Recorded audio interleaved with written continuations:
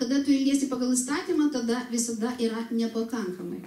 Nes tu tobulai įstatymo įvykdyti niekada negali. Kūniškai tu to negali įvykdyti. Ir pagal, jeigu tu turi nuodėmės sąmonę, jeigu tu supranti, kad tu turi nuodėmių, ne, jeigu tu taip apie save galvoji visą laiką, tada kas yra toliau?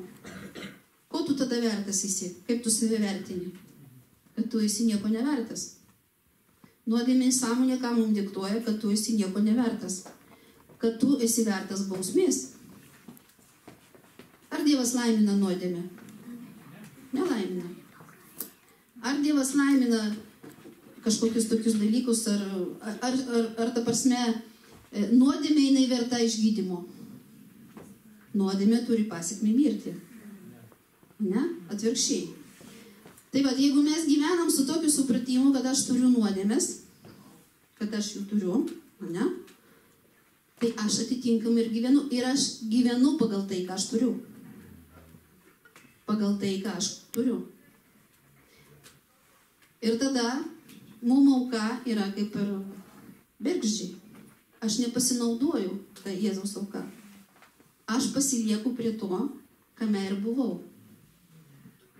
Mes gimėm nuodėmėje, ne? Prigimtiniai nuodėmėje, mes tame gimėm. Bet kasgi įvyko? Kasgi įvyko? Romiečiams 3:22.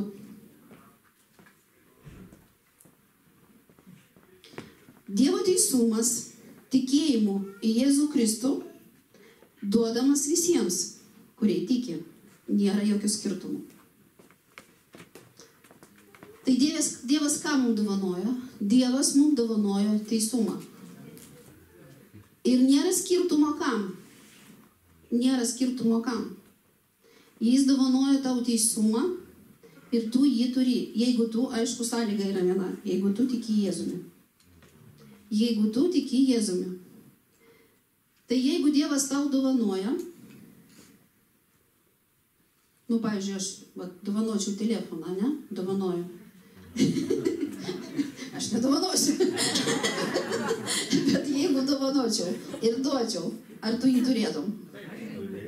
Jeigu Dievas dovanoja teisumą, tai ką tu turi? Teisumą ar nuodėmės? Tu turi teisumą. Tu turi teisumą. Ir Dievas kaip jis į tave žiūri? Kaip jis į tave žiūri Dievas? Kaip į teisų žmogų, ne? Kaip į teisų. Ne į nusidėjėlį. Tu buvai nusidėjėlių, bet tapai teisiųjų žmogų, ne? Tu dabar toks esi. Bet mes kitą kartą žinom, bet kodėl aš šitos klausimus užduodu ir pradėjau dažniau užduoti, nes būna mes jau žinom teisus, bet užduodė iš kito kampo. Paklausė, ir turi nuodėmių? Ir viskas. Ir ką pradėjai galvoti? Ką ne taip padariau? Gal dar turiu? Gal kažką ne taip dar padariau? Mąstymas eina į tai. Ir ką tai reiškia? Kad tu save vertini pagal darbus. Tu save vertini pagal darbus. Bet kaip tave Dievas vertina? Dievas į tave žiūri pagal prigimtį. Dievas žiūri į tave pagal prigimtį. O kokia tave pas tave prigimtis? Šventa, dieviška. Tu esi teisus. Ką reiškia teisus? Tai reiškia be nuodėmės. Reiškia, kada žmogus teisus, nuodėmės ten nėra. Dvasioje, gal pabrėžiu, kad dvasioje, toj prigimti, ta prigimtis, kuri gimė tavyje, ten nuodėmės nėra. Jinai pašalinta, jinai panaikinta, jinai nuplauta. Jos nėra. Jeigu jos nėra ten, tai ar tu ją turi?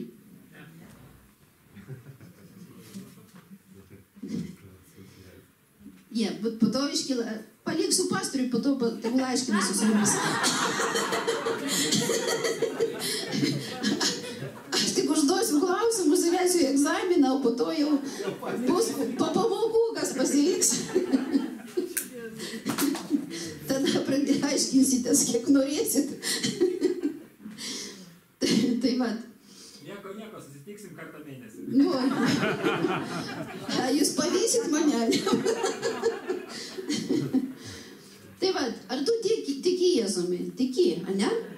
Tai parašyta, tau dovanotas teisumas, ne? Turi teisumą, mes išaiškinom. Turi teisumą, o ne nuodėmės. Aišku, kyla klausimas, bet kartais aš ne taip pasiilgiu. Taip, tu pasiilgi ne taip. Bet prigimtis tavo dėl to nepasikeitė. Prigimtis nepasikeičia daugiau. Nes mes nemirštam kiekvieną kartą, ne taip kažką padarė ir negimstam vėl iš naujo kiekvieną akimirką ir kas minutę, arba kas dieną, arba kas kažkiek. Tu jau ne taip pagalvoji, tu jau ne taip padarai. Praktiškai. Nes Jėzus pasakė, ką, ne tas, kuris nužudė, nuodėmiauja, tas, kuris nekenčia, jau žudo. Tai vat, malonė yra griežtesnė, žinokit, nei įstatymas. Visi bijo įstatymo, bet iš tikrųjų malonė yra griežtesnė. Nes jinai sako, nenužudyti reikia, o reikia nustoti nekęsti. Malonė viską sugriežtino. Kodėl? Todėl, kad tu turi jėgą gyventi šventai. Reiškia, toliau. Mes esam šventi, ne? Ir dar kitaip užduosiu tada klausimą. Tiesiog, kad griūtų tos tvirtovės, kurios kartais mes nejaučiam, kad jos yra mumise, mūsų prote. Ar gali Dievas susijungti su nuodėme? Negali. O parašyta, kad jis su mumis tapo viena, susijungė. Ką tai sako? Tai sako, kad tu esi šventas. Jis negalėtų susijungti su tavim, jeigu tu būtum nuodėmingas. Jis susijungia tik tai su tuo, kas yra šventa, nes prieš jį neišstovi nuodėmė. Ne jis bėga nuo nuodėmės. Nes religija taip apstato, kad Dievas bijo nuodėmės ir nedaug Dieve. Nusidėsiu ir Dievas pabėgs. Ne, Dievas nebijo nuodėmės. Nuodėmė bijo Dievo. Jinai ištirpsta, jinai dingsta. Jinai neišstovi jo akivaizdoj. Todėl mes nuodėmingi į dangų negalėjom patekti su nuodėminga prigimtim, nes mes ten neišbūtumėm. Bet ten gali patekti į dangų šventas žmogus. Tas, kuris yra vienas su jo. Kas neturi Kristaus dvasios, tas nėra jo. Todėl mes turime visi turėti Kristaus dvasią. Ir kas tiki Jėzumi, tas jie gauna, tas tampa teisus. Ir todėl Dievas susijungė su mumis. Ir mes tapome vieną su juo. Reiškia, jeigu Dievas susijungė su mumis, tai jis prieš tai padarė mūsų šventais ir teisiais. Ar sutinkat? Taip, amen. Išlaikysit egzaminą? Kitą. Po mėnesio, gerai, bandysim po mėnesio. Toliau, skaitom Efeziečiams, 1 skyrius, nuo 7 eilutės. Jame, matosi jau ant ekrano? Labai gerai matau. Gerai. Dėmiai dabar stebėkit, aš skaitysiu. Jame turime atpirkimą per jo kraują ir nuodėmių atleidimą pagal mūsų.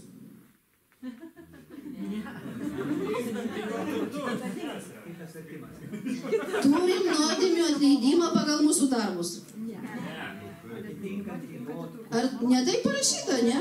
Ne. Aš galvoju, gal taip, ne? Jame turime atpirkimą per jo kraują ir nuodėmių atleidimą pagal turtus jo malonės, kurie jis dosniai suteikė mums su visa išmintimi ir supratimu, paskelbdamas mums savo valios paslaptį pagal savo palankumą, ar pagal tavo palankumą jis duoda tau. Pagal savo palankumą, kaip nusprendė savyje, kad laikų pilnatvėje atėjus galėtų suvienyti Kristuje visą, kas yra tiek danguje ir tiek žemėje. Amen. Reiškia, ką mes turime? Nuodėmio atleidimą. Tai tu gavai atleidimą ar negavai? Ar dar turi nuodėmių vis? Ar gavai atleidimą, ar atleista tau? Tai va, žodis sako, kad tau yra atleista. tau yra atleista. Taip. Pagal ką? Ar pagal tavo darbus? Ne pagal tavo darbus. Va šitą gal Dievas gali atleisti, va šitą nuodėmę, tai jau negali atleisti. Reiškia, Dievas ne pagal tave, ne pagal tavo matavimo vienetus tau atleidžia. O jis tau atleidžia pagal turtus jo malonės. Ką tai reiškia? Ką tai reiškia? Reiškia, Jėzus atleidžia. Ir vėl neparašyta, kad iš savo turtų kažkiek tau ten davė. Kažkiek atleido. Kažkiek ten malonės, kažkiek meilės. Va, tu užtarnavai tiek, tai tau duosiu tiek. Tu užtarnavai tiek, aš tau duosiu kažkiek va ten. Bet parašyta, kad jis duoda pagal save, pagal savo malonę. Ką tai reiškia? Tai reiškia, kad jis duoda pagal tai, koks jis yra. Pagal tai, koks jis yra. Jis matuoja savo malonę ne tavimi, ne tavo darbais. Jis matuoja viską pagal save, pagal tai, koks jis yra. O jis yra meilė, ne? Jame nėra ribų, jame nėra saiko. Jame nėra, kad aš myliu tave kažkiek. Jame nėra, kad aš tave myliu va tik tiek. Ir už tai, kad tu padarėjai. Jame yra tai, kad aš myliu tave todėl, kad aš esu meilė ir myliu, todėl, kad ten nėra sąlygų. Kodėl yra besąlyginė jo meilė? Todėl, kad jinai yra pagal Dievą. Dievas nesiremia į žmogų. Jis nesiremia į tavo gyvenimą, jis remiasi į save, į savo malonę, į savo meilę. Todėl jame nėra, vat, myliu, va čia jau negaliu mylėti, viskas. Tiek pridarėjai, negaliu aš tave daugiau mylėti. Dievas sako, aš vis tiek myliu save pagal savo turtus. Pagal save. Pagal savo saiką. O jame saikas yra berybės. Jo meilė yra berybė tau. Ir parašyta, amžina meilė, aš pamilau tave. Ką reiškia amžina? Amžina tai niekada nesibaiginti tau meilė. Amžina meilė nesibaigia niekada. Tai vat,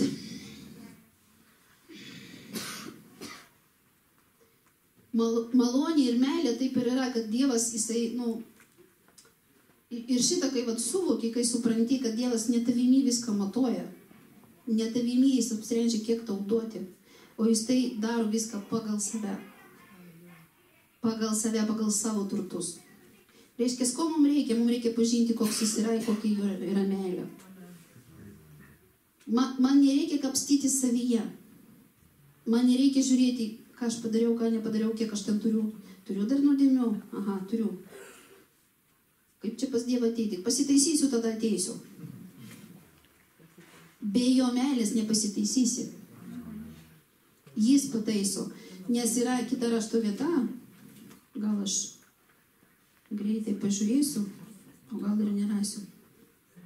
Dabar greitų, bet ten parašyta, kad teisumo vaisius, tai yra šventumas. Ne tu šventas ir po to teisus. Pagerėsiu, pasitaisysiu ir tada būsiu jau teisus Dievo akivaizdoj. Ne, aš teisus, aš esu šventas ir todėl vaisius mano gyvenime bus šventumas. Iš to supratimo, iš to suvokimo, iš to supratimo, kas aš esu Jėzuje Kristuje, iš to supratimo, kad aš esu naujas kūrinys, aš esu teisus ir Dievas mane mato pagal savo turtus, tada vaisius mano gyvenimo bus šventumas. Reiškia, tada mano tie darbai keisis. Tada aš pradėsiu kitaip elgtis, kitaip suprasti. Ne atvirkščiai.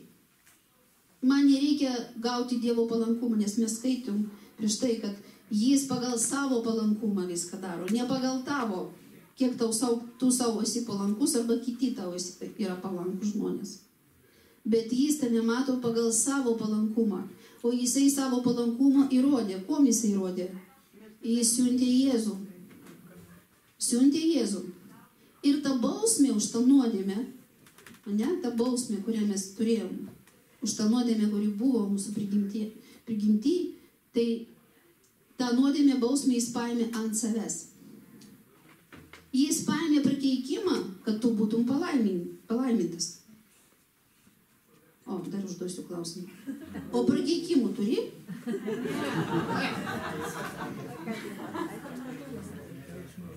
Ar tikrai paėmė? Gal tavo nepaėmė? Va tu paėmė, o tavo gal dar ne. Gal tavo giminė stipresnė? Už auką. Už Jėzaus kraują. Gal nuodėmės tavo giminės yra stipresnės? Tai vat Jėzus paėmė prakeikimą, parašytais tavo prakeikimu.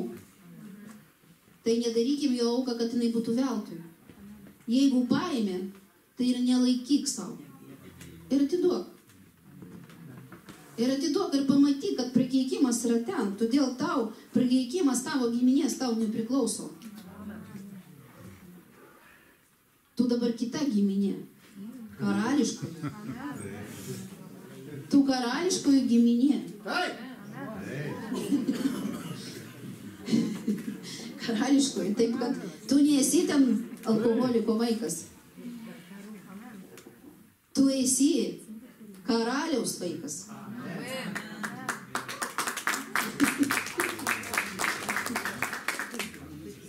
Tu nesi ten paleistuvės irgi vaikas, arba dar kažkino. Mes galim pastatyti, tiesiog mums reikia susimastyti ir dažniau užduoti savo klausimus. Ar aš tikrai taip mąstau? Ar aš tikrai taip tikiu? Ar aš žinau? Nes žinot, velnias irgi daug žino. Farizėjai irgi raštų žinovai daug žino ir pasakyk, kad nori kažką pasakyti, sakai, aš viską žinau, kad tu čia man naujo pasakysi. Jeigu tu naujo ten nepasakysi, viskas žinoma yra. Bet kada tu trokšti Dievo, tu nori vis daugiau pažinti, ne? Ir kada tu susimastai, tu supranti, kad tas mąstymas, kuris, kaip šleifas būna, mes kitą kartą susigyvenam ir net nepastebim, kad jis yra. Bet kada užduodi klausimus, reikia juos užduoti savo, kitiems, tai labai yra sveika, nes tada ateina šviesa ir tu daugiau pamatai. Tai vad, jeigu tu karaliaus vaikas, ar tau prakeikimai priklauso? Tu kita giminė, tu gimėjai Dievo karalystė. Tu netapai krikščionimi, o tu gimėjai Dievo karalystė. Ar krikščionimi tampa? Gal tapti kažkaip reikia? Praeiti tam tikras apeigas ir būsi krikščioniumi. Ne, į Dievo karalystę reikia gimti. Į Dievo karalystę reikia gimti iš Dievo dvasios, gauti iš jo teisumą pagal jo palankumą, pagal jo turtus. Ir tada vaisius bus šventumas. Vaisius bus šventumas. Tai tiesiog išgazdinau gal egzaminais, gal galvoju, po vieną kviesiu ir klausiu.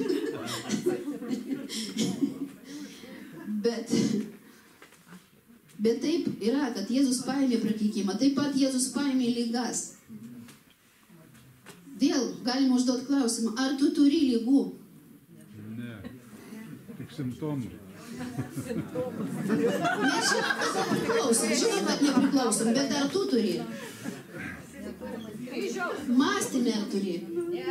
Aš suprantu, kad mes kovojam su lygom, mes kitą kartą jaučiam skausmą, mes praeinam tos dalykus ir būna velnias puola su lygom, aš ne apie tai dabar kalbu. Bet jeigu nepasikeis mąstymas, kad jie ne tavo yra, tai ne tavo dalis. Prakeikimai tai ne tavo dalis, tai ne tavo likimas. Priklausomybė tai ne tavo likimas.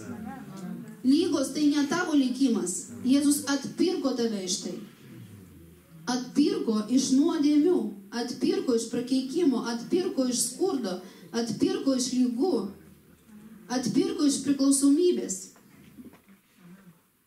Už tai jis sumokėjo, tau mokėti nereikia. Ar padėsi Jėzui sumokėti kainą?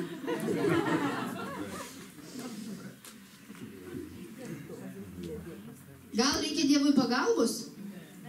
Gal reikia šventai dvasiai pagalbos, kad tu padėti įveikti? Ne, mums reikia priimti.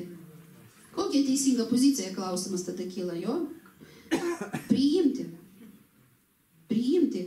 Ir suprasti, kad tai yra tau dovanota pagal jo turtus, ne pagal tavo darbus Jėzus matuoja, kad tu gali būti išgydytas ar ne. Iš tikrųjų, išgydyme tai labai yra svarbus klausimas. Jeigu tu neturi apreiškimo apie teisumą, tau sunku priimti išgydymą, nes tu pats save teisi. Tu galvoji, kad tu esi nevertas išgydymo. Ir kol tu nevertas išgydymo, tu jo nepriimi. Tu galvoji, kad aš vis turiu lygas. Vat, pavyzdžiui, jeigu paklausi, tai turi kokių lygų? Nu, jo, turiu, va, ten.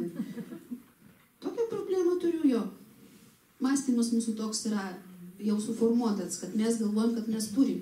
Bet kada Dievas keičia ir rodo, kad tu dvasių neturi, Jėzuje Kristuje tu neturi lygų, tada tu pradedi su jom kovot. Tada kyla kova viduje, tu sakai, ne, aš priešinsiu tam. Jo, faktai yra tokie, kad dar šiandien galbūt yra simptomai ir tu kovoji. Bet tu pradedi kovot. Nes jeigu tu galvoji, kad aš turiu, tu tada su tuo susigyveni. O jeigu tu draugiškai gyveni su kaimynu, nu tu nevarysi jo iš namų. Draugiškai ir gyvensi toliau. Kavutę gersim kartu. Tai va, tai nesusigyvenk su lygom. O tas susigyvenimas ir ateina per tą supratimą turiu. Tai Dievas nori mus išlaisvinti iš to supratimo, kad mes tai turime, tai yra mūsų. Tai yra ne tavo. Tai yra velnio klasta, velnio puolimas, velnio, ką norit, velnio. Iš ten tai yra gimė. Nes Dievas kodėl negali duoti lygų, kad jis neserga, jis jų neturi. Ir jis duoda tai, ką turi, jis duoda sveikatą. Jis negali duoti to, ko jisai neturi. Todėl čia vat, irgi vienas dar toks. Mane taip Dievas vedė, duodavo tos apreiškimus, kada vat, su lygom irgi. Vieną dieną supratau, kaip Dievas gali duoti lygą, jeigu jis jų neturi. Kaip Dievas gali duoti prakeikimą, jeigu jis neturi prakeikimo. Jis turi palaiminimus. Jis laimina, jis myli. Kaip jis gali tave nekesti, jeigu jis yra meilė, jeigu jis negali nekesti. Dievas nekenčia nuodėmės parašyta, bet ne žmogaus. Nekenčia nuodėmės, todėl Dievas ir atskiria žmogų nuo nuodėmės. O mes susitopatinom su nuodėme. Ir mes galvojam, kad mes esame vienas su nuodėme, o ne su Kristumi.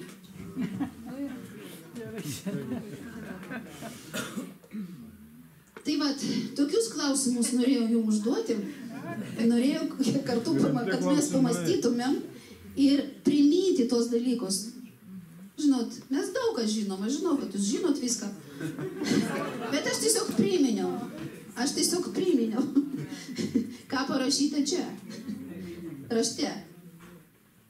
Čia raštas, ne telefonas.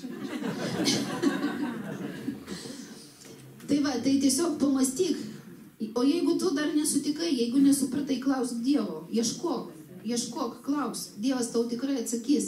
Kada aš pirmą kartą išgirdau šitą malonę žinią, būtent, tokių kampų, kaip va dabar jau mes dalinamės, galvoju, kažkas čia ne taip. Ir pradėjau ieškoti, bet prie to pradėjau klausti dėl to šventumo, dėl tų visų dalykų, dėl to, vat, nereikia taip suabsoliutinti. Čia mes ir šventi ir blogai padarom, kaip čia.